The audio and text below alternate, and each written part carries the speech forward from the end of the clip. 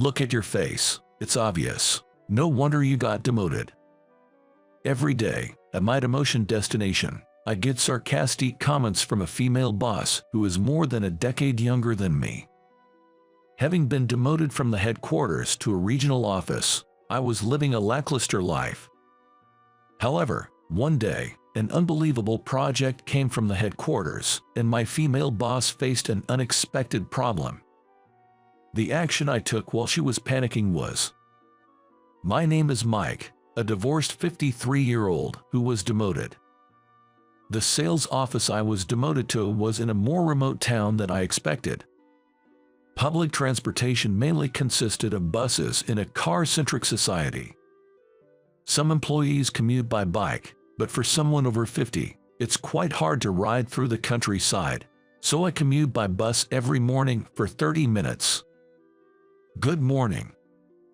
As I opened the door to the office, several employees had already arrived. We exchanged brief greetings as we headed to our desks. Aunt Mike, good morning. The one who greeted me a beat later was Daisy, my younger boss. Daisy is younger but competent and a very beautiful woman. Her name, Daisy, suits her beauty, but the problem is her personality. She has a somewhat harsh character, high pride, and is the type to bluntly say what she wants. She seems to either pity me or mocks me for being demoted at this age, making sarcastic comments almost daily. Whenever something happens, she sighs and says, "Mike, you really are lackluster," commenting on my appearance or personality. Furthermore, upon learning I'm divorced, she'd say things like, "No wonder you got divorced." There's no room to argue back, and not wanting to start any trouble, I just keep quiet and focus on my work. Well, I can somewhat understand Daisy's feelings. As someone in charge of the office, she would want competent subordinates, but here, everyone has been demoted from the headquarters. Either oddballs or employees who messed up at the headquarters. Dealing with such employees must be quite stressful for her. Daisy was always irritable, and that seemed to affect the overall atmosphere negatively. Then one day, our sales office was hit with a troublesome problem. It was more like it was pushed onto us by the headquarters. Daisy, having received a call from headquarters, was at a loss. "Daisy, what's wrong?" "Got a call from headquarters. Seems like they're short-staffed. They specifically asked for you." I was surprised and ended up giving her a second look. If the New York headquarters were short-staffed, they should be able to call for help from a closer office. So why call from a remote place like ours? It turned out the call was about wanting her to join in entertaining an important client. Oh, an important client. Company A, right. I sighed, realizing what it was about. Company A is a major client for us, and Chris, the division manager, insists on having beautiful women accompany him at entertainments. Usually, a nice and pretty female employee from the headquarters would handle the entertaining, but she was out sick and couldn't come to work. With the entertainment scheduled for the day after tomorrow, Daisy was chosen as a substitute. It makes sense since Daisy is famously beautiful. I figured she would meet Chris's standards, but it meant she had to come all the way to New York just for this entertainment. The reason she was chosen probably also had to do with her being in a position difficult to decline. I don't know anything about New York. Daisy wasn't originally from New York, which added to her worries in a different sense. Maybe it's time for me, who grew up in New York and worked at the headquarters, to step in. While bracing for a possible scolding for meddling, I cautiously suggested an idea to Daisy. "Hey, if you'd like, maybe I could come along with you." "Huh?" Her eyes, which seemed anxious, turned to me, and for a moment, they appeared to sparkle. But then, as usual, her brows furrowed with suspicion. "What's this about? You find my trouble amusing?" "No, it's not like that." I carefully continued, trying not to hurt her pride. "Well, Back at the headquarters, I had subordinates too. It's tough, having only oddballs for subordinates, right? So, if it's okay with you, let me handle anything related to New York. This offer was made in hopes of improving the office atmosphere even slightly. Honestly, I'd be troubled if Daisy got any more upset, and I really didn't want her taking her stress out on me. Whether she knew how I felt or not, Daisy was silent for a moment before saying, "All right, I'll leave it to you," and she called the headquarters. Then, on the day of the entertainment with Company A, Daisy and I boarded a plane and arrived safely in New York 3 hours later. We caught a taxi at the airport and arrived at the headquarters on schedule. The person in charge at the headquarters looked at me as if to say, "Who are you?" But with time pressing, we get started as planned. "Thank you for being here today. Let's get right to it." The male employee in charge quickly finished his greetings and moved on to the main topic. However, Chris seemed to be in a bad mood, maybe because it wasn't the usual girl. But it was for our major client. We had to make the entertainment a success no matter what. I calmly looked over the situation. Daisy was here just because she's beautiful, so she wasn't familiar with all the project we were proposing. The male in charge was just moving things along without trying to improve Chris's mood. This was bad. Looking over, Daisy seemed to be panicking too. Even while receiving Chris's persistent gaze, she managed a forced smile, trying to find a way to break through. Then, I noticed something. Taking advantage of a pause in the conversation, I spoke up to Chris.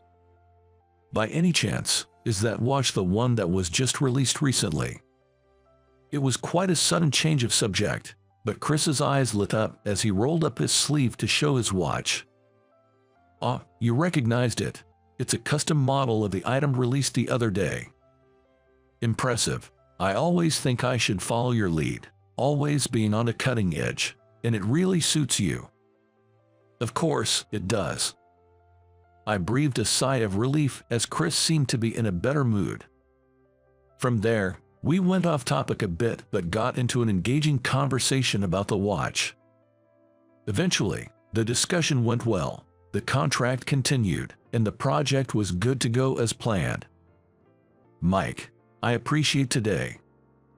On the return flight, Daisy thanked me, and I was so surprised I couldn't immediately find the words to respond. "It's nothing. If I was able to help, that's great. Let me know if there's anything like this again." When I said this, Daisy lowered her brows and smiled shyly. "Sure, I will." I was a bit startled by her rare smile.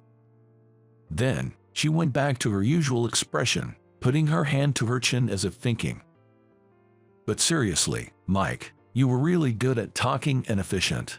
Who are you, exactly?" "Who I am." When I couldn't immediately respond to her sudden question, she asked me, "Why were you demoted?" It was the first time she asked me that. Actually, back at the headquarters, I was on the fast track. People even speculated I'd be a future executive, a so-called elite. But then, a colleague named Harry complained to HR that he was being harassed by me, which completely derailed the career path I had envisioned. Of course, I wasn't harassing anyone. Yet, there were incidents like his lunch being found in the trash and screws removed from his chair. Undeniable evidence of bullying. The other staffs believed Harry, and without solid proof, I was demoted. As soon as my wife found out about my demotion, she left me for another man. Her haste made me think she must have had someone on the side all along, which just added to my distress. The day before my demotion, I confronted Harry, saying, "Look, it really wasn't me. I genuinely want him to understand that I harbor no ill will towards him." However, Harry's response crushed me. "I know, but you see, you're just annoying." It was then I realized I had been set up by him. After I finished my story, Daisy looked at me with wide eyes in shock. After a brief silence, she apologized. "I had no idea you went through all that. I'm sorry for how I've treated you." The next day at work, I immediately noticed a different atmosphere in the office. A palpable change. During the job briefing in the morning, Daisy said, "Let's all work hard to improve our performance." She had become kinder to everyone, including me, as if she was a completely different person. Mike, did something happen in New York? Well, no, nothing in particular. Others asked about her change, but I had no real explanation. She must have been inspired by the atmosphere at headquarters and decided to make a fresh start. Regardless, although there was some initial confusion, the office atmosphere improved day by day. This had to be a good thing.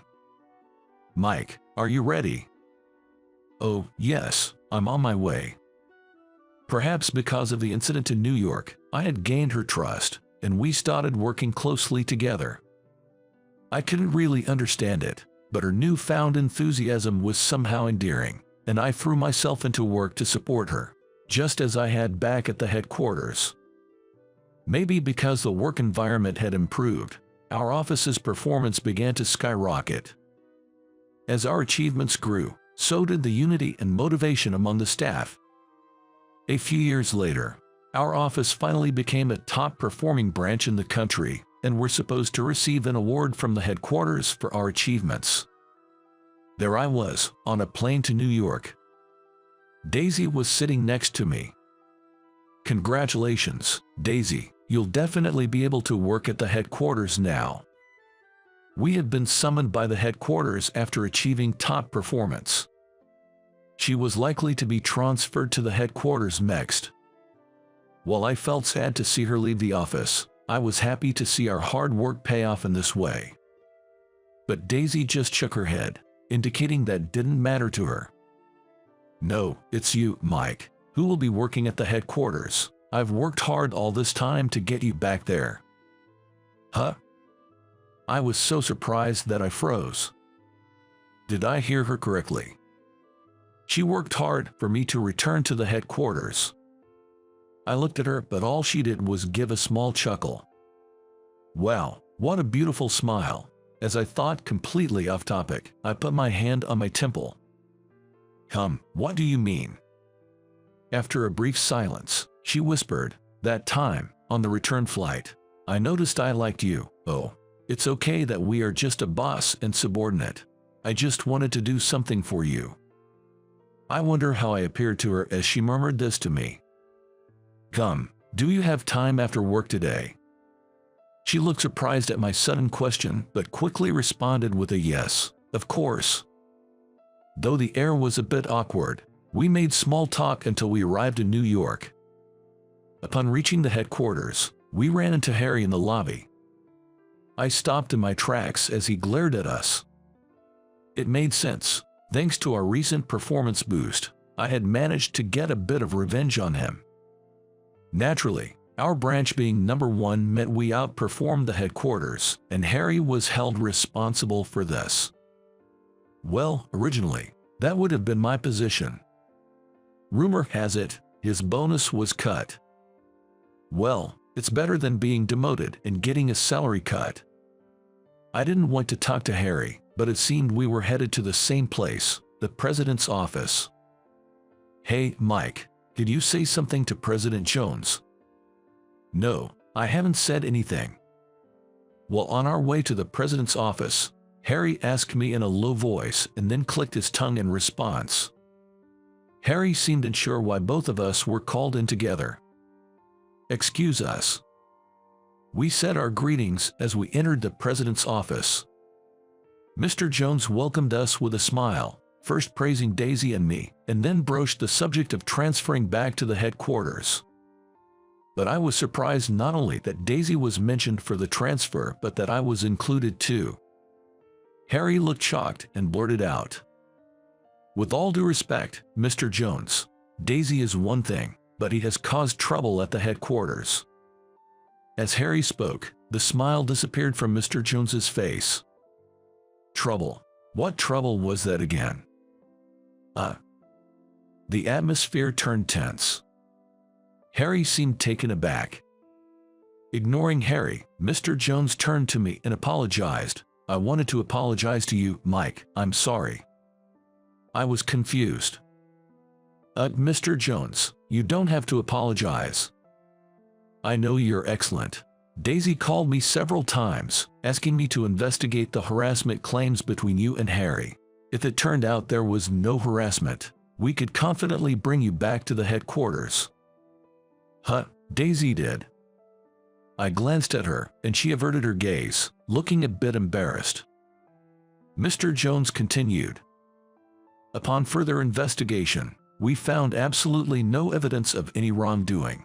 It seems like HR dropped the ball here. Harry, who was harassing you? I wonder. Looking at Harry, he was pale and sweating profusely. It seems Mr. Jones had done a thorough investigation. The conclusion seemed to be that it might have been a case of self-sabotage by Harry. Harry was speechless. Harry, you've mishandled a valuable employee and caused significant losses to the company. You'll have to face the consequences. But Harry was ordered to be dismissed but glared at me without offering an apology. Mr. Jones and Daisy sighed in disbelief. As I mentioned earlier, aside from the trouble with you, he's been causing trouble within the company. I later learned from Mr. Jones that there had been complaints about Harry's behavior towards his juniors. As a result, no one defended Harry, and everyone at the headquarters apologized to me, saying, "Sorry for believing Harry over you." Later, Mr. Jones officially appointed me. He named me the Human Resources Director. I nodded and then requested, "I have one favor. I'd like Daisy to join my department." Daisy was surprised, but Mr. Jones smiled warmly and nodded in agreement. On our way home, I took the opportunity to confess my feelings to Daisy.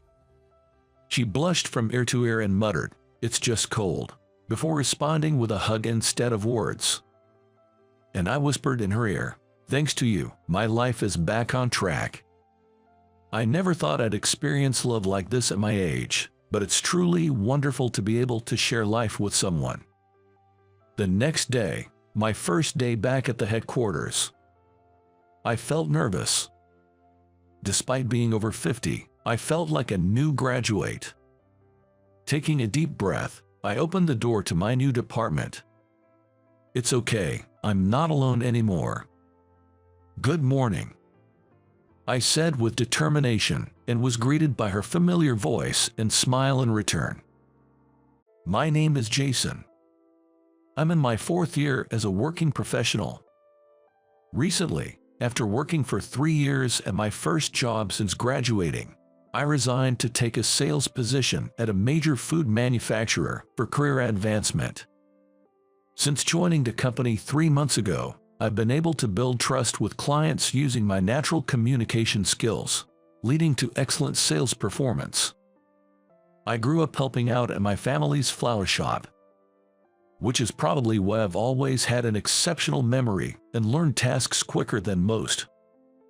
Now, I use this knack for remembering things and the knowledge from our family business by bringing small bouquets to meetings with clients or preparing blue roses for those who are starting their own businesses. The blue rose signifies making dreams come true, so I always include a wish for their new venture's success along with a gift. Clients and business partners appreciate this thoughtful gesture, earning me a lot of respect and high regard. Consequently, I'm held in high esteem by my peers and even by managers from other departments, as they begin to see me as a competent and reliable individual. However, there's one person who doesn't seem to appreciate my work and seems to have it out for me. My boss, Michael. Every day, he sets unrealistic expectations and berates me if I fail to meet them. Today, after 5 p.m., as I was about to leave, Michael called me over. "Hey, Jason, I'm going to let you in on the meeting with them foods the day after tomorrow. I need you to prepare the presentation materials," he said. "A meeting? Oh, the day after tomorrow. What, you got a problem with that? I'll review the materials, so have them on my desk before work starts tomorrow." but I thought I was off that project. Shut up. Don't give me any lip. I've emailed you all the details. Remember, it's due by 8 a.m. tomorrow. This is just unreasonable. What? Can't handle it? You're really useless, aren't you? Damn it. Not this again. I'm giving you a chance to be involved in a major project, and you don't even have the ambition. Newbies like you are just worthless. Fine. I'll have the materials ready by 8 a.m. tomorrow. Just do what you're told from the start. Thanks, I'm off then. Bye. Michael seems to exploit my competitive nature by provoking me with challenging tasks, offloading his responsibilities onto me, the newcomer. This kind of harassment had become a daily occurrence. It seems the simple reason behind this is that Michael used to be the star employee until I joined, and he's frustrated that I'm now getting all the attention. In other words, it's jealousy. As my presence in the company garners more attention, Michael feels his own presence diminishing, leading to such harassment. Sighing, I reboot my turned-off PC to check the email from Michael. Preparing myself for an all-nighter.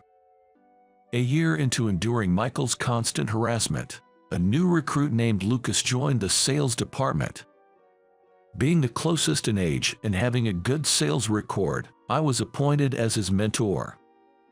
Lucas was a quiet, earnest young man, not the most efficient but very diligent and careful in his work, which was commendable. I did my best to guide Lucas, who was struggling to learn the ropes of the job. Thanks to this, about 3 months after Lucas joined, he had grown capable enough to secure contracts and even win some new business without my accompaniment. As Lucas became more proficient, we worked closely together, checking on our progress and holding meetings, making for busy yet fulfilling days. Eventually, I noticed that Michael's harassment had subsided. Come to think of it, Michael hasn't been giving me impossible tasks lately. Impossible tasks. Before you joined, since I was a newcomer from another company, Michael used to harass me by assigning me to endless projects or burdening me with an unreasonable number of accounts. Is that so? It's silly, really. He was probably jealous of my sales performance. Well, it helped me improve my multitasking skills. Jason, you're impressive. I just wanted to make a good start in my first year after switching jobs, so I was really determined. Lucas, are you feeling all right? You look pale. No, it's just that. During our casual chat after a meeting, Lucas's expression darkened when I mentioned Michael. Curious, I pressed for details and discovered that Michael had shifted his target from me to Lucas. I was shocked to learn that Lucas had been facing harassment from Michael in my absence. When you're out visiting clients, Michael clearly assigns me tasks that should be his responsibility. The deadlines are tight, and if I'm even slightly delayed, he calls me slowpoke or useless and berates me. I had no idea. Sorry for not noticing sooner. From now on, if you're given an unreasonable workload that exceeds your capacity, please consult with me immediately. Thank you so much. Michael won't listen even if you refuse. He keeps piling on the work, doing who knows what himself. Let's handle this together. And if it gets too much, we can escalate it to someone higher up. Okay. A few days after this conversation, as I began to subtly support Lucas, Michael didn't take kindly to it, and the harassment escalated. The tasks assigned to Lucas started to include those that should have been handled by Michael, who is at a managerial level. Of course, these were tasks that Lucas, still a newcomer, had yet to learn. Michael, displeased that Lucas sought my advice, started to harass us both blatantly, intending to trouble us. Naturally, this meant I had to take on a significant portion of Michael's work that Lucas couldn't handle. Despite being blameless, Lucas felt inferior and guilty towards me. He was thriving and enjoying his work, but being overwhelmed with tasks not meant for him led to an increase in mistakes and a loss of confidence. I couldn't stand the situation and confronted Michael directly while trying my best to support Lucas. Michael, I can't accept the way you're allocating work. What? You two are just too incompetent, so I'm trying to train you. Enough. Both Lucas and I are swamped with our own tasks. This is going to affect our clients as well. That's the problem. You're both too slow. Make sure not to inconvenience our valued clients. Michael dismissed my complaints, leaving the two of us overwhelmed with work. Then, an incident occurred. Hey, Michael, where are the documents for today's meeting? I left that to Lucas. Hey, Lucas, bring the documents, quick. I'm sorry, the documents aren't ready. What? I was counting on you, weren't I? Yes, but I was only assigned this task yesterday evening, and there wasn't enough time. Don't give me excuses. Do you realize how important this meeting is? You're such a useless newcomer. What now? Make sure to submit it to Charles by 11 a.m. Yes, I will. I'm sorry, Charles. My subordinate is slow, causing you trouble. I'll make sure it's done by 11 a.m.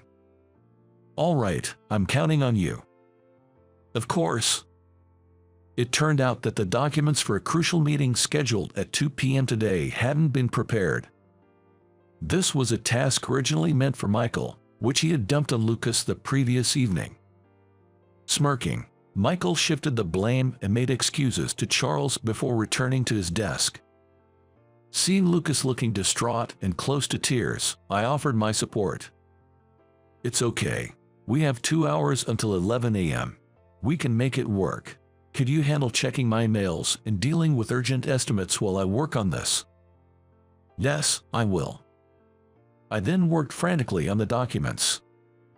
Next to me, Lucas was handling the tasks I'd asked him to do while progressing with his own work, a look of desperation on his face. Even then, Michael passed by Lucas's desk, sneering. Newcomers are really useless, aren't they? Lucas ignored him, but I could tell it was affecting him. Don't mind what Michael says. Let's make sure we succeed. It's going to be okay. Thank you so much, Jason. Focus now. We don't have much time. Yes. Somehow, we managed to complete the documents by 11 a.m. Charles was impressed with the quality of our work, and the afternoon meeting was a success. After the meeting, Charles praised the documents and presentation. By the time we returned to our department, Lucas looked much better, which relieved me. Phew, that was close. Things always seem to work out. Thank you so much for your help. It's my duty as your mentor, but as for Michael, that's enough. I won't let it slide any longer. I'll definitely bring this up during the next performance review. I agree. I won't forgive him either. Huh? It was surprising to see Lucas, who's always been mild-mannered and kind, hardly ever speaking ill of anyone, say I won't forgive him with a sly smile. As we returned to the sales department, Michael approached us with a smirk. What is it this time, Michael? I heard the deal somehow went through. Yes, we've secured the contract, so there's no need for concern. Hey, Lucas, got bailed out by Jason again. Huh, lucky you, but you're still slow, and as a newbie, you're just not cutting it. I've already submitted the lowest possible performance review for you. Wait a minute, Michael. Your behavior lately is unacceptable. Jason, getting a little cocky just because you can do some work. What about you, Lucas? Got nothing to say. What's with that face? Remember, I'm the manager here. You newbies just need to do as I say. And Jason, your defiant attitude will cost you on your performance review too. Don't you think you're being too tyrannical? And what's this about performance reviews? The year-end performance review is still a while away. Isn't it a bit early for that? You regular employees wouldn't know. The company's performance is down. So we're looking for volunteers for early retirement at the mid-year mark. I was compiling a list of candidates for that. As a manager, It's my job to submit the performance reviews of my subordinates to the higher-ups. Both of you, being as incompetent as you are on that list for sure." "What did you say?" Michael's words made my blood boil instantly. As I was about to retort, Lucas grabbed my hand to stop me. "Hey, Lucas, this is just too much. Calm down, Jason. Michael, I understand your point clearly now." "Oh, finally got it through your thick skull, did you? Well, enjoy working hard until you get the retirement notice." Smirking, Michael threw out his parting shot and left. A few days after Michael claimed to have submitted the lowest performance reviews for us, President Sullivan decided to visit each department to observe the employees' work. When it was the sales department's turn, President Sullivan arrived, holding the documents Michael had prepared. "Mr. Sullivan, we've been expecting you." "Thank you, everyone in the sales department. You're the backbone of our company's earnings, and I appreciate your hard work. Today, I'll be observing how you all work. Did you have a chance to look at my performance review documents? I'll introduce you to the employees of the sales department and their evaluations." With that, Michael, looking triumphant, cozied up to President Sullivan to show him around. He followed Michael's lead, conversing with employees and observing their work. I watched nervously as they moved around the department. Glancing at Lucas, I expected him to be disheartened, but to my surprise, he was calm and focused on his work, unaffected by President Sullivan's visit. Eventually, he approached Lucas and me. "Sorry to interrupt your work. You're Jason, right? I've heard good things about you."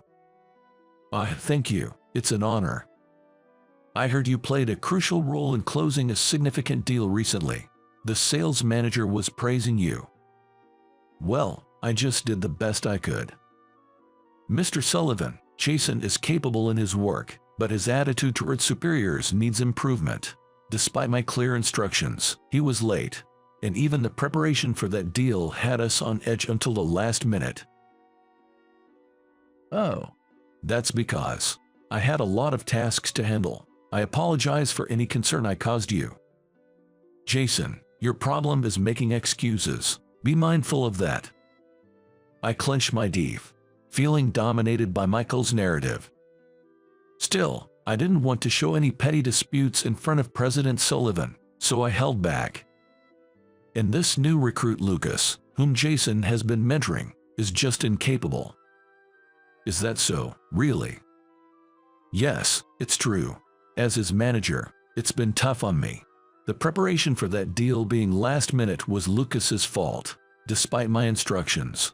He hadn't completed the documents even on the morning of the meeting, and then he made excuses about not having enough time and ran to Jason for help.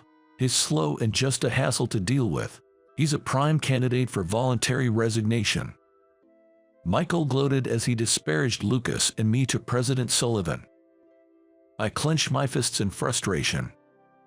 "Michael, was it? You say some interesting things. What's this about a candidate for voluntary resignation? And is my son really that useless?" "Huh, son?" "Yes, that's right. Even without parental bias, Lucas seems to be handling quite a significant workload for someone only half a year into his job. And he's delivering results. What exactly are these performance reviews based on? Care to explain in detail, Michael?" Michael's face went pale at his words. Turns out, Lucas was his son. With the company's performance in decline, I investigated and found that the sales department's results have been deteriorating for the past 3 years. I've been hearing unsettling things from within the department, and since sales are the pillar of our company, I decided to employ my son here to get a true sense of the situation. Is that really how it happened? I had him use his mother's surname to avoid any undue attention from the staff. "Michael, I've heard quite a bit about you from Lucas." "No, that's not how it is." "What's not?" "I haven't said anything yet." "I didn't do anything wrong." Lucas, who had been silently observing the exchange, stood up and addressed his father, President Sullivan. President Sullivan, everyone in the sales department has been incredibly kind and instructive. Jason, in particular, has been a great help. Despite my shortcomings, he's supported me through the unreasonable workload imposed by Michael and managed his own tasks flawlessly. Michael may blame the recent deal's preparation on me, but he was actually responsible. It was impossible to meet the deadline with his timely instructions given just the evening before. For someone only half a year into the job, handling that negotiation from grasping the details to preparing the documents and presenting to the executive team was an insurmountable task. Yet, Jason accomplished it with remarkable skill. He's truly exceptional. I see, Jason. I'm truly grateful you've been there for Lucas. Moreover, I've thoroughly investigated the causes of the sales department's downturn. Here's the report.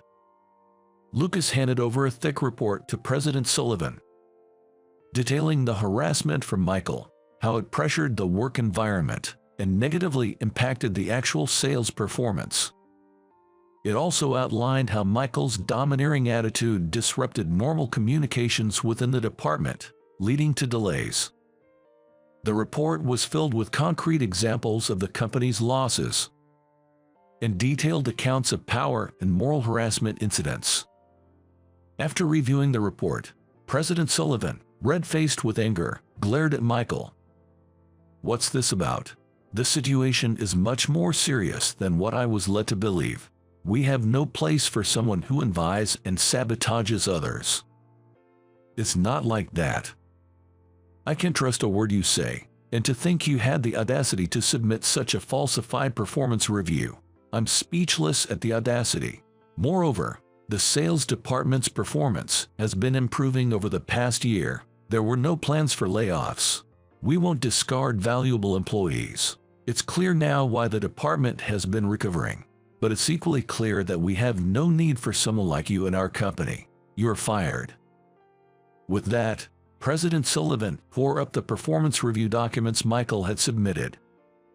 Despite Michael's attempts to justify himself, President Sullivan didn't entertain any of it.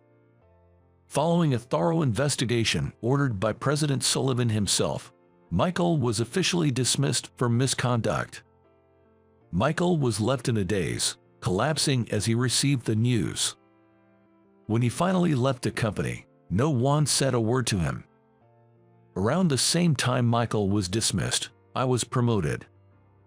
My contribution to the company and my work ethic had been recognized.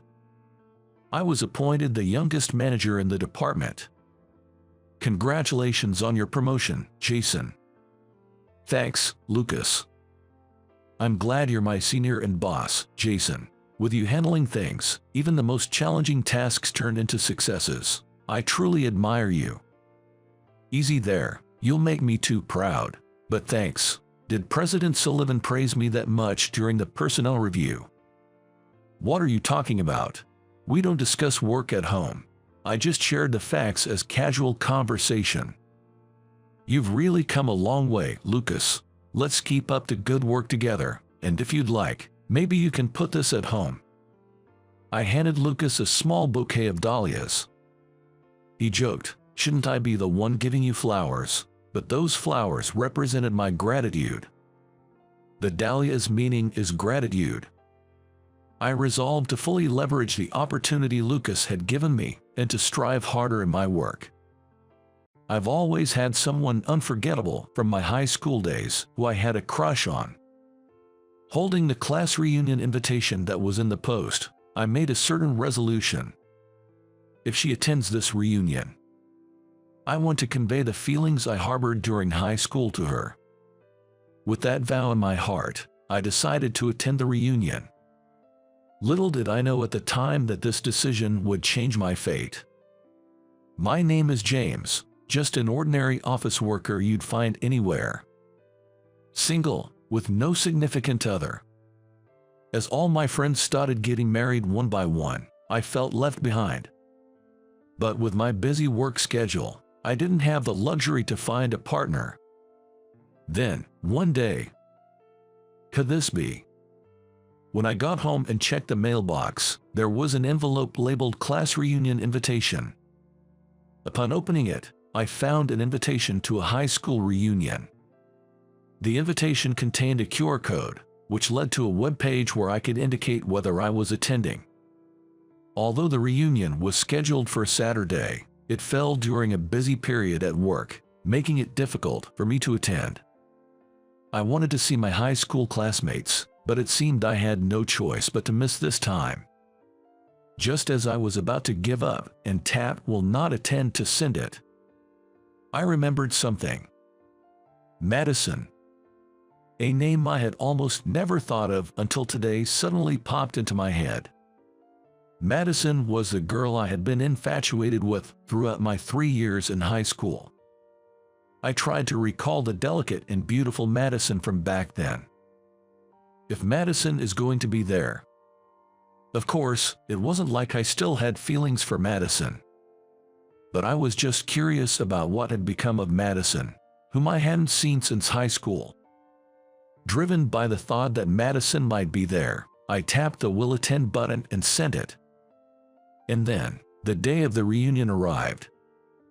At the venue, familiar faces were joyfully catching up, their conversations blossoming. With a glass of iced tea in hand, I looked around for Madison. Ah, there she is. Madison was surrounded by several women, being showered with compliments like, "You've become even more beautiful," and "You were cute in high school, but now you're even more stunning." Indeed, Madison had become more beautiful than she was in high school. Her beauty had been refined even further. As I stared at Madison, she seemed to notice my gaze and turned to smile at me. Is she looking at me? Maybe I stared a bit too intently and quickly averted my gaze. "James, right?" "Yes." "It's been a while. Is everything okay?" "Huh? You were looking my way so intently, I thought you might have something you wanted to say." "Oh, no, it's nothing like that." The light purple party dress suited Madison frighteningly well. Just a brief conversation with Madison, and my feelings from back then quickly came rushing back. I guess I haven't forgotten about Madison at all. "By the way, I heard earlier that you're really busy these days, right?" Yes, well, somewhat." I wonder who told her. "Even so, you made time to come to the reunion. Was there someone you wanted to see?" "Huh?" "Because, you know, if we wanted to contact our high school classmates, we could do so anytime we wanted to, right?" Caught off guard and at a loss for words, I was left speechless. Watching me fumble for words, Madison chuckled amusingly. Feeling suddenly embarrassed, I laughed awkwardly while scratching my head, trying to play it off. As Madison and I engaged in casual conversation, we discovered we shared common interests, like enjoying walks and frequently going to the movies on weekends, which brought us closer. "Hey, Madison."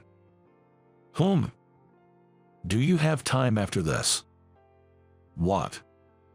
"If it's okay with you, instead of going to the after party, would you like to grab a drink with me?" As our conversation flowed, I realized that I still had feelings for Madison, reigniting my old unrequited love. Madison was momentarily surprised by my invitation, but quickly smiled and accepted it with "I'd be delighted." As the reunion came to an end, we started looking for a place to go. Considering we shouldn't stray too far from the station, while mulling over various options. "Hey, how about this place?" "Oh yeah, that looks good. Let's go there." "Sure." The place Madison suggested was a small bar located in a corner of an old shopping district. Once inside, we found it to be quite cozy. It was quiet and had a great atmosphere. The bar was run by a middle-aged couple who were both kind and attentive, leaving nothing to be desired. Madison and I sat side by side at the counter. Looking through the menu, we found a wide variety of dishes. "Wow, this is amazing. Really, it's hard to choose." Madison also flipped through the menu, seemingly undecided. If you're having trouble deciding, the daily special is a good choice. What's the daily special? Today, it's buffalo wings. The lady of the house recommended the daily special, and both Madison and I decided to go for it. Satisfied with the delicious meal, Madison and I spent a pleasant and calm time together. Perhaps due to its inconspicuous location, the bar was quiet with only a few other customers besides Madison and me. What made you two decide to open this place? While observing the well-coordinated couple, Madison asked them. The wife was momentarily surprised but quickly smiled. We always talked about opening a place where we and everyone else could smile and spend a relaxed time ever since we met. Wow, that's wonderful. The wife laughed at Madison's reaction, while the husband shyly averted his gaze. After that, Madison and I spent our time at the bar, occasionally chatting with the couple. Couples like them are wonderful, aren't they?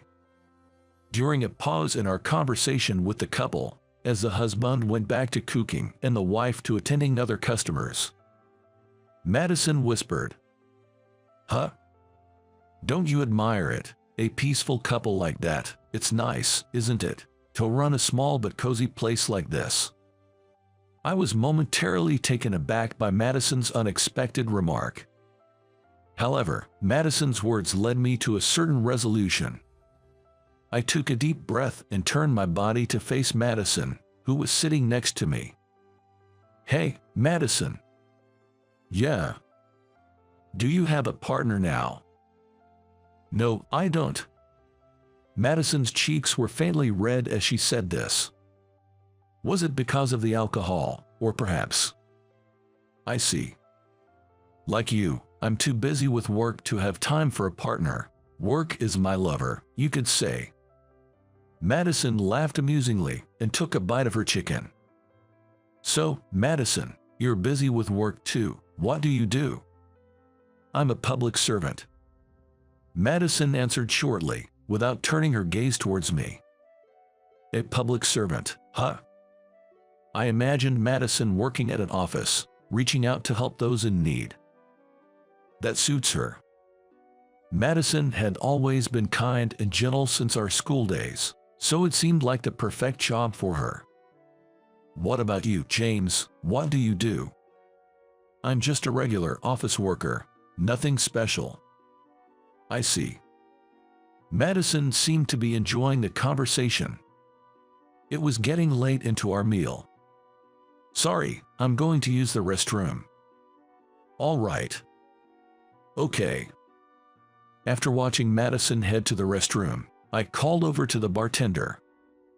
"Excuse me." "Yes." "Could I get the bill for the two of us, please?"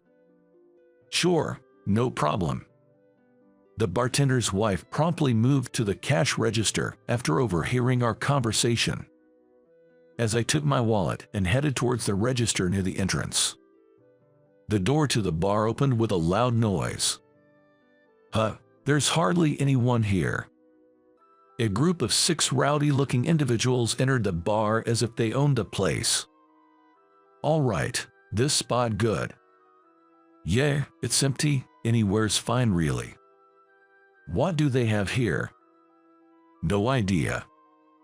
The ruffians spread out the menus on the table and started discussing loudly what to order. "Hey, that looks good. What's this?" "This is..." The group began to make a lot of noise, talking loudly. And then, unbelievably, they started bothering the other customers who were just trying to enjoy their meals. Their intimidating appearance seemed to terrify the other customers, who were met with smirks from the ruffians. "Don't be so scared, we're not gonna do anything to you. Yes, we just wanted to make friends by talking to you, that's all. Hey, hurry up and take our order." The once quiet bar became noisy. The bartender stopped cooking, unsure of how to handle the sudden situation, while his wife looked on the verge of tears as she watched the ruffians. I couldn't stand the thought of these people ruining the peaceful atmosphere of a bar started by a couple who wanted to make their customers smile. Feeling I couldn't just stand by and watch, I decided to confront the ruffians. "Hey, you guys. What do you want? Don't you care that you are bothering everyone around you? What, you playing hero? Cool, man. Huh? Mind your own business. We're paying our way, so it's all good. This place is for quietly enjoying drinks and food. If you can't respect that, you telling us to get out, what gives you the right to act all high and mighty? Then you're the one who should leave. How about we just rent out this place for ourselves? Then we won't be bothering anyone, right?" The ruffians seemed unfazed by my attempt to intervene. Instead, they suddenly decided to rent out the place and forcefully kick me out, pushed by several of them. Since I was thrown out with nothing on me, all my belongings, including my phone, were left at the counter seat. Realizing I had left my phone behind when I reached for my pocket to call the police. "Excuse me, do any of you have a phone on you?" I asked the other customers who, like me, had been kicked out of the store, but it turned out that everyone had left their belongings inside, and not a single person had a means to contact the police. Madison. I remembered that Madison had left for the restroom just before the ruffians showed up, which meant she was unaware of their presence inside. I tried to open the door, but it was locked from the inside. I moved to a window through which I could peek inside without being noticed by the ruffians. Just then, Madison came out of the restroom. Unaware of the situation, she inevitably ran into the ruffians. Upon spotting Madison, the ruffians quickly surrounded her. "Hey, look, a lady all by herself. Got ditched by her boyfriend, huh? Poor thing. Why don't you have a drink with us and cheer up?" One of the ruffians put his arm around Madison's waist and pulled her close. Madison. Unable to bear the thought of Madison being touched by their filthy hands, I tried to open the door in a rage, but it wouldn't budge. Even trying to force it open, I couldn't manage it alone. From my perspective, Madison seemed frightened by the ruffians, but in reality, she was completely calm at that moment. The reason for her calmness would soon become clear. Instead of Madison's scream, what reached my ears as I struggled with the door was the sound of men's groans and a loud commotion. What? Is Madison being attacked? With the help of other customers, we managed to pry the door open, but what I saw was an unbelievable sight. The delicate Madison was gracefully taking down one ruffian after another, as if in a scene from a comic book, despite their larger size. Madison was completely unharmed. In fact, seeing the situation, I almost felt sorry for the ruffians. "You bastards, we were being nice, and you got all cocky." Madison continued to throw the ruffians to the ground one after another. Her movements were so swift that I couldn't even join in to help, and I just watched the ruffians fall one by one. Actually, even if I had tried to help Madison, I would have just gotten in the way. Once the ruffians were all lying on the floor, unable to fight back, Madison let out a small sigh. Then, she casually took out her phone from her pocket and started making a call. "Hello, this is Madison. Yes, Madison. I'm currently at an AB district." Listening in, it seemed like she wasn't making a personal call, but rather one related to her work. James. After ending the call, Madison immediately noticed me and hurried over. Wearing a slightly awkward smile, Madison approached. "Madison, are you hurt at all? Are you okay?" Yeah, I'm fine." "That's good to hear." Relieved to know Madison was unharmed, I could finally breathe easy. A few minutes later, several police cars pulled up in front of the store. They arrived quickly. Madison and I walked out of the bar together towards the cars. There, a police officer greeted her with a salute. "Good work, Madison. Great job." I could hear such exchanges reaching my ears. "Everyone is inside. Can you take the statements later?" Of course. Madison seemed to be acquainted with the officers. There were so many things I wanted to ask Madison, like whether she was injured, what had happened, and how she knew the police officer, but I couldn't find the words for any of it. After some hesitation, I decided to ask Madison the one thing that was on my mind. "Madison, are you by any chance?" "Yes." "Related to the police?" "James, you're sharp." "Yes, I'm an active duty police officer." Madison pulled out her police badge from her bag. Indeed, the photo and name on it were unmistakably Madison's. It seems that after graduating from high school, Madison entered the police academy. It felt like a career Madison, with her strong sense of justice, would choose. It made more sense than her being a public service worker. Right, a public servant, huh? Well, yes, that's true. Police officers are public servants, so Madison wasn't wrong. But I felt a bit frustrated that I hadn't figured it out myself. The way I took down those ruffians, it's something I learned during my time at the police academy. See, I can handle being targeted now. Is that so? Sorry for keeping it a secret.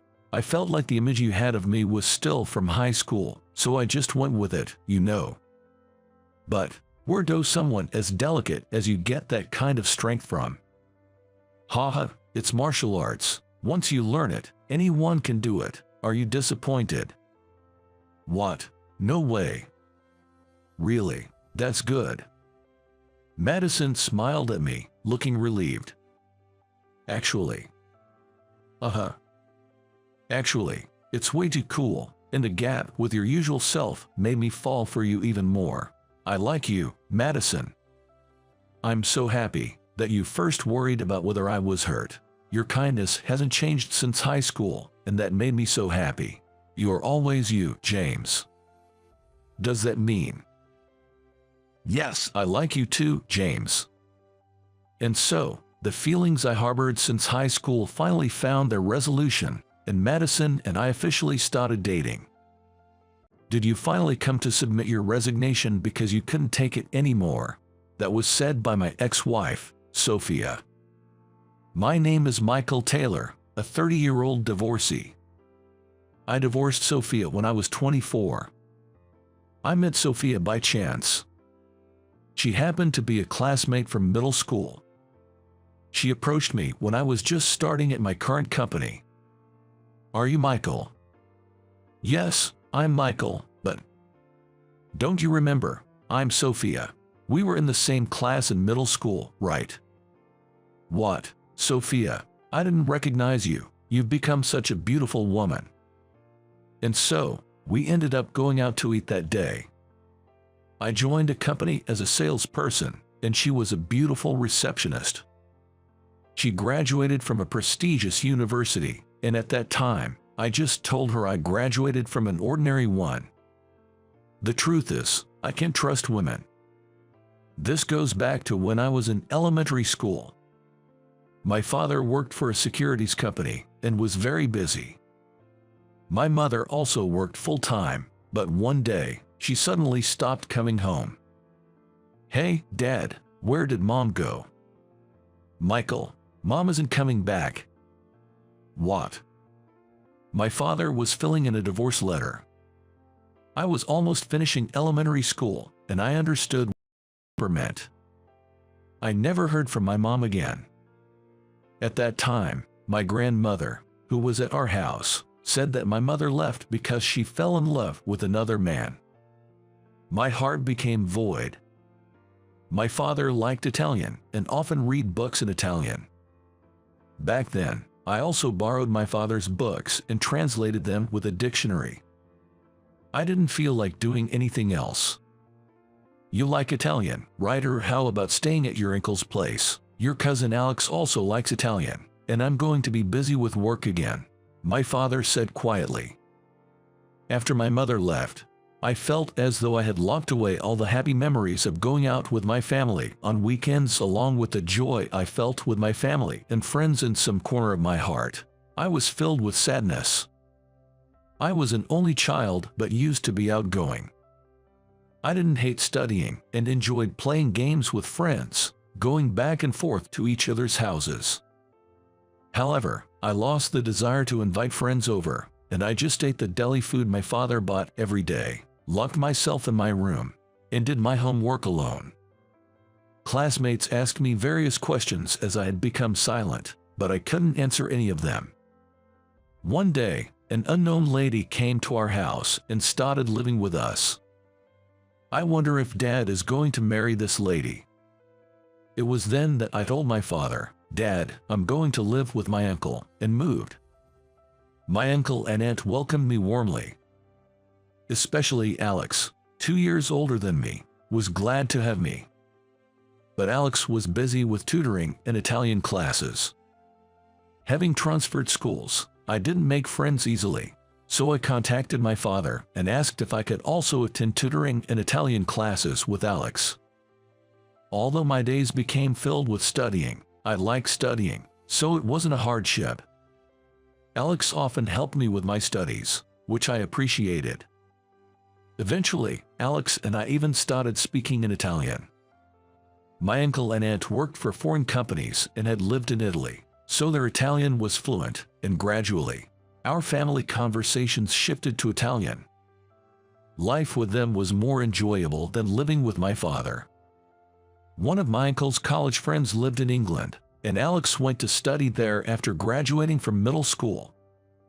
When I was in the second year of middle school, Alex said, "Michael, it's fun here. You should come to high school here too." And I decided to go to England for high school. And, just like Alex, I managed to get into Oxford University. After graduating in 3 years, Alex had found a job in England, and I also got a call from Alex and worked in sales in England for a year. After that, I returned home and joined my current company. I still hadn't heard from my mother. Despite my distrust of women due to my mother, I fell in love at first sight with Sophia when I met her again after 10 years. However, I kept quiet about my educational background and upbringing. Sophia had many friends within the company, and I didn't want my educational background to be talked about. Being thought of as smart by the employees seemed bothersome to me. Of course, the HR department and President Thompson knew. Sophia and I often went out for meals or to the movies. We found that we shared a taste in movies, and she started visiting my apartment. I was living in alone at the time, and our relationship deepened quickly. We got married swiftly within a year. Sophia still wanted to work, so she continued as a receptionist within the company, while I was busy with sales. In the sales department, there was an incredibly handsome and refreshing senior, Tom Jackson. He was 5 years older than me and had excellent sales performance. He was already a manager at a young age. At first, I spent my days being taken around for sales visits by my seniors. I had learned sales pitches in England, but now I was learning American sales techniques from my seniors. There were many late nights due to entertaining clients. Sophia, who had been living alone, was good at cooking and would wait for me. But that only lasted for the first year. Struggling to improve my sales performance, Tom would say to me, "Hey, Michael, make more calls, secure more appointments, and get moving." "Yes, Tom, my apologies." Saying that, I would compile materials on the computer and rush out. Nights of entertaining became more frequent, leaving me exhausted every evening. When I got home, Sophia wasn't there. Checking my phone, I found a message, "I'm going to a reunion today, I'll be late, so go ahead and sleep." There was no dinner prepared. Too tired to cook, I went to the nearby convenience store, bought a ready-made meal, and ate it. I decided to check Sophia's emails earlier from now on. I had trouble falling asleep, but it seemed Sophia came back around 2 a.m. We were renting an apartment, but we had separate bedrooms. We didn't plan on having children yet, and I often came home late. Even on the rare days off, Sophia would meet with friends, and our time as a couple began to diverge. On the other hand, I gradually got used to the sales job, and though busy, my performance started to improve slightly. A colleague, Ryan, approached me. "Michael, are you free tonight? Let's go out for a drink if you're okay with it." "I'm free tonight. It would be nice for a change." So, we decided to go out for drinks. Ryan had a bottle kept at his favorite bar, and he offered me a drink. "Thanks, Ryan. I'll take you up on that. You come here often, huh?" "Yeah, sometimes for entertaining clients, but it's a nice, relaxing place, isn't it?" "Yeah, it's quiet and somehow comforting." As we were talking, the bar's owner served us a delicious dish. "Been busy every day. I wanted some place to relax." "Yeah, sales is tough. I just go with the flow even when I get scolded," Ryan said with a grin.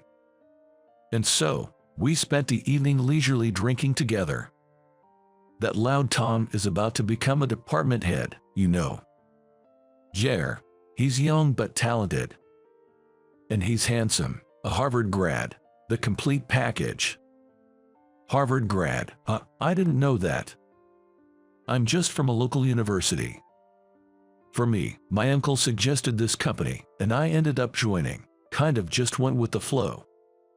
I was just happy to be hired. After all, it's a major company. "Yeah. But don't you think that Tom acts a bit too high and mighty?" "Well, he is a boss, so maybe that's just how it is." "You're so earnest, Michael. Don't push yourself too hard and end up sick. You've got a beautiful wife, after all." "Thanks. Being earnest is pretty much all I've got going for me." "There's a company drinking party coming up, so let's hit it up again then." "Yeah, let's do that." And so, Ryan and I took separate taxis home. Sophia said she was going out to dinner with friends again today, so she wasn't home when I got back. This kind of life continued. One day, there was a party because Tom had been promoted to department manager, and the employees gathered. "Congratulations on your promotion, Tom."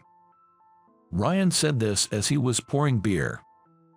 The other female employees were also fawning over the handsome Tom, who seemed to remember all their names, giving off the impression of a ladies' man. "Thank you everyone for today, but please continue to work hard moving forward. The ladies have been doing especially well. Tom is always sweet towards the women." Sitting close to Tom, Sophia was complimented. "Sophia, you're always so beautiful." "Well, all the receptionists are beautiful too." Tom, in a good mood, had the women pour him beer. Ryan and I were enjoying the food, munching away. The dishes were surprisingly tasty, and since I'm not much of a drinker, I enjoyed chatting with Ryan and the seniors.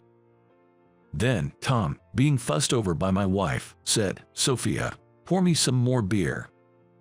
I was not unhappy.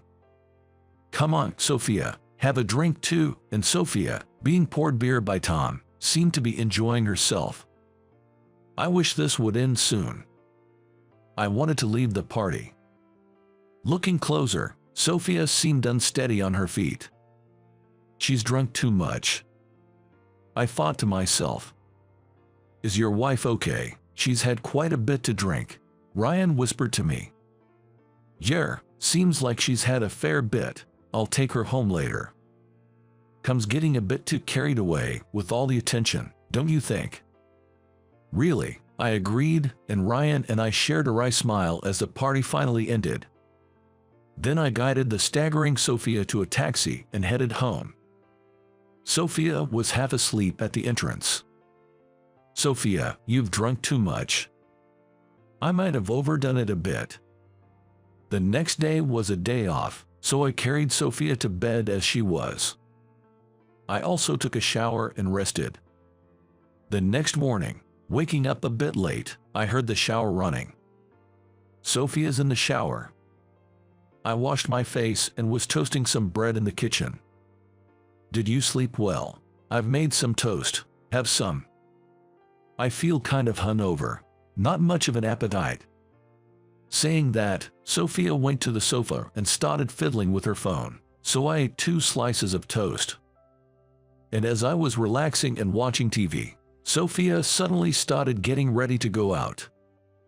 Huh? Are you going out again today? Yeah, I totally forgot. I'm meeting a high school friend today. I see. I was thinking maybe we could go shopping together for once.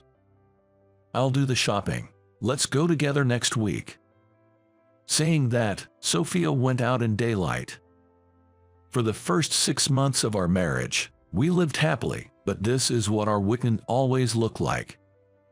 In the evening, I received an email on my phone from Sophia. I'm going to the bar with my best friend today, so I'll be home late again. I just replied with a got it after reading that. I opened the fridge, picked something random for dinner, and ate alone. While cleaning the messy kitchen, I started noticing other things, so I vacuumed and did the laundry as well. Sophia had completely stopped doing any housework. I figured she would probably go out again tomorrow. Beautiful Sophia loves fashion, spends her weekend bustling around visiting hair salons, going to the gym with friends, and more. And as expected, she went to the hair salon the next day. Feeling extremely bored, I texted Ryan. Turns out he was free too, so we decided to have lunch together. It's rare to see you on a weekend. Where's your wife? She went to the hair salon today. Well, she is a receptionist, after all. That's unavoidable. Yeah. Besides, with all the beauty treatments and aesthetics, women seem to have it tough. But these days, men also go for aesthetics, right? I'm not really into it though. Yeah, I'm not much interested either. Being in sales, appearance is important, but still. Right. But Tom seems like the type who would go for aesthetics, don't you think? His skin is all smooth. It's kind of funny. It does seem like something he would do. Ryan and I laughed about it. It felt odd to enjoy lunch like this as grown men, but it had been a while since I last laughed. Then, life returned to its usual pace, busy with sales work. One night, on my way back from a client dinner, I saw Sophia getting into Tom's luxury car. With a bad feeling, I waited for Sophia to return home to talk about it. But she came back drunk and it was impossible to have a serious conversation. I then considered hiring a private investigator. One day, I received a message from Ryan. Do you have time for a drink? He asked, and we met at his regular spot. As usual, Ryan had a bottle kept there, and I accepted his offer. After a while, Ryan hesitantly spoke up. Sorry for calling you out of the blue. There's something I need to tell you, Michael. Actually, I saw your wife on my way back from a client dinner. So, Ryan took a sip of his drink. And well, I was concerned, so I took a photo with my phone. This is Sophia, right? He showed me his phone. Looking closely, it was a photo of Tom and Sophia walking arm in arm in the city. I took a big gulp of my drink. Yeah, that's definitely Tom and my wife. I once saw Sophia getting into Tom's luxury car after a client dinner. Is that so? We fell silent for a while. I didn't want to know any more about Sophia. I immediately took out my phone and canceled the investigation. The investigators firm emailed me to terminate the ongoing investigation, noting that there was nothing to report on Tom and Sophia's activities over the past 3 days. I quietly said to Ryan, I'm going to get a divorce. What? Sophia always said she was meeting friends at night, and she always came home late. It feels like we were over as a couple a long time ago. It's not your fault or anything, Ryan. I see. But I've been troubled for a long time, and thanks to you, Ryan, I was able to make a decision. Could you forward me that photo? Are you sure? I'll send it then. Ryan sent me the photo. One day, when I came home early, Sophia was also home unusually early. Sophia, we need to talk about something important. What is it? What's going on between you and Tom? What do you mean? He's just my boss.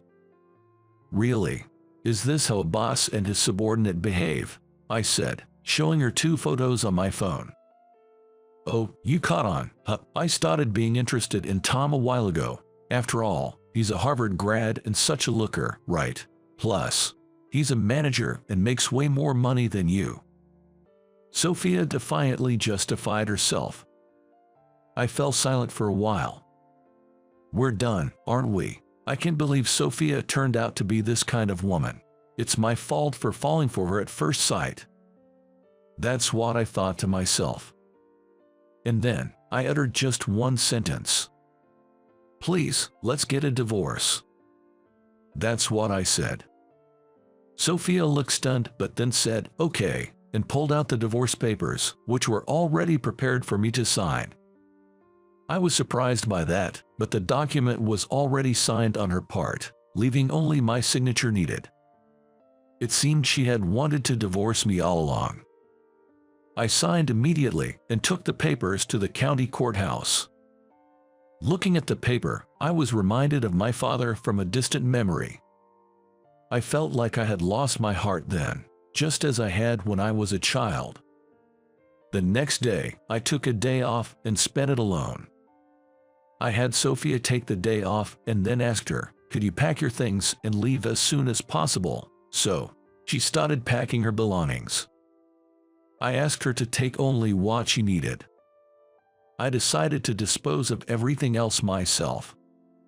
And that evening, Sophia left. The next day at the office, Tom approached me. Hey, Michael, taking a day off while you can't even make decent sales. People like you should be sent somewhere way off. Tom, do you mean a demotion? I understand, but could I have a moment of your time, if you don't mind? All right, shall we step out someplace nearby? So, Tom and I went to a cafe near the office. About my wife. What about Sophia? Could you take a look at this? Saying that, I showed Tom the photo of him and Sophia walking arm in arm, looking cozy together. I see, and what about this? Sophia confessed to me, you know, or are you here to beg for money, wanting some sort of compensation? Yes, considering we were married. How much do you want? $30,000 would be sufficient. I see, that's a small amount, I'll pay it right away. I'll send you my bank account details later then. After that, Tom and I returned to the office. Back at the office, I said, Tom, regarding the demotion, I'll go and have a word with Mr. Thompson first, and then clear my desk. I went to the president's office. Knocking twice, I entered. Come in. Excuse me. Michael, that's quite a misfortune. Take a seat, relax. Thank you. Actually, I had seen Tom and your ex-wife together before. It's unfortunate that Sophia turned out to be that kind of woman. It must be hard for you to stay in this company. Currently, there's a branch in Italy. With your excellent educational background, you should be able to enjoy your work there. What do you think? A branch in Italy. I understand. I'll do my best. That was my decision. I had already informed Mr. Thompson about the situation via email in advance. And so, I ended up going to Italy. Returning to the office, I thanked all the employees, cleared my desk, and left the company. When I was leaving, Tom had a smirk on his face, and my ex-wife at the reception ignored me. The agreed amount from Tom had already been deposited in my account. Thus, I flew to the Italian branch. The employees there welcomed me, and Mr. Thompson had arranged a place for me to live. It took me a while to get used to the job, but one day, I saw a familiar face. It was Alex. Hey, Alex. Michael, is that you? What brings you here? Why are you here, Alex? We both asked each other, surprised. That night, I went out to dinner with Alex. I'm so happy to see you again, Michael. Me too, actually, I got demoted. What were you, demoted? Did things not go well in the States? Well, kind of. My sales were okay, but I didn't get along with the manager back at the headquarters. I ended up marrying a classmate from middle school in America, but she got involved with the manager. What? You've been through a lot, and then you got demoted because of that manager. Sounds inconsistent. Maybe, but in the end, it was Mr. Thompson who pushed me forward. I see. I transferred here from England after Mr. Thompson offered me a position. You knew him. Mr. Thompson is a friend of my father. I had no idea. That's how it is. Since you like Italian, maybe you're better off here. Did you end up divorcing? Yeah, I got a clean divorce. Italy's not bad. I'm the sales manager now. I'm looking forward to working with you, Michael. Thank you, boss. I enjoyed reuniting with my cousin Alex. Later, Alex and I started working together in sales. Alex was married to an Italian woman and had a cute blonde son. It seems that Alex's wife's sister also works here. Although the branch is quite large, so I hadn't had the chance to meet her yet. Work got busy, but Alex and I visited various companies. One day, I was invited to Alex's house. His lovely blonde wife and her sister, who looked just like her, were there. Alex's son was adorable and took a liking to me. I almost fell for the sister at first sight, but having learned from my past mistake, I had reverted to being wary of women. Alex's wife and her sister had spent some time in America as children, so their English was excellent. I'm glad you could come, his wife said. You're as wonderful as your brother, her sister told me in English. We had a lavish meal and a great time that day. Sometimes I would visit Alex's house or he would recommend delicious restaurants as we worked hard. 3 years later, Alex approached me with a proposal. There's a $1 million deal coming up. I'm entrusting it to you, Michael. Of course, I'll accompany you. What? That's a huge responsibility. Can you send me the documents on my computer? I reviewed the documents sent by Alex multiple times. Gradually, I comprehended the contents with care. On the day of the business meeting, I presented to the client fluently in Italian. I answered all of the client's questions meticulously. Slowly, the client's face brightened into a smile. Then, Alex and I sealed the deal with a firm handshake from the client. Afterward, Alex and I were called by Chairman Morris. Alex, Michael, thank you for your efforts. I've heard a lot about you from President Thompson. To think you two are cousins. Please enjoy a leisurely meal together. Chairman Morris arranged a full-course meal for us and then excused himself. Congratulations, Michael. Your Italian was excellent, Alex said. Thanks, Alex. I miss the days we spent together in England, I responded. After that, Alex and I enjoyed a feast and returned home. Subsequent negotiations were entrusted solely to me, and I successfully closed many deals. One day, I heard that Alex's sister-in-law wanted to speak with me, so I went to Alex's house. The conversation was about her desire to live in America eventually, and her wish to date me. I shared my family's past history with Alex present. When I was young, my mother suddenly disappeared. Then, I stayed with Alex's family for a while, went to study in England, returned to work in America, and got married once, but my wife cheated on me. I shared everything as it was. Both Alex's wife and her sister exclaimed how terrible my ex-wife was. I wanted to overcome my distrust of women. She was a beautiful woman with clear blue eyes, and she shed tears for me. Her name was Lily. After sharing my past, Lily and I started dating. This time, we decided to take things slow and carefully understand each other's personalities. 2 years passed. 5 years had elapsed since I first met Lily. One day, Chairman Morris and Mr. Thompson visited the company. I hugged Mr. Thompson. And so, the conversation turned to Mr. Thompson and Chairman Morris. Actually, I've been appointed as the new president here by Chairman Morris, and for the significant achievements you've made, Michael, we'd like you to take over as president at the headquarters. Me, president? I'd also like to ask you, Michael, please take charge of the headquarters. Yes, thank you very much. Although surprised, this meant I would be returning to America. But before that, there was something I absolutely had to do. I told Lily about returning to America, and also that I wanted her to be my secretary. Lily, would you come back to America with me? And I'd like you to live with me as my business partner. Business, or as your wife. My face turned red, and I corrected myself. Yes, if you're willing, please become my wife, I said, extending my right hand.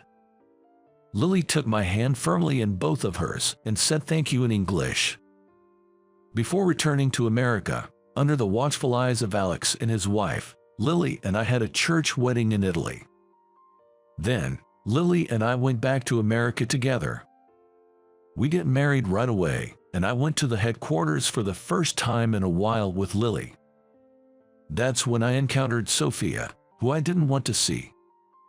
Michael couldn't stand being demoted and came to submit your resignation, she said, ever so sarcastically. Right then, the beautiful, blonde Lily took my hand and said, Mr. President, Chairman Morris is waiting for you. Sophia was shocked. President? Michael is the president. Then Lily said to Sophia in fluent English, Oh, haven't you heard? My husband has been excellent since his high school days in England, and is an Oxford graduate.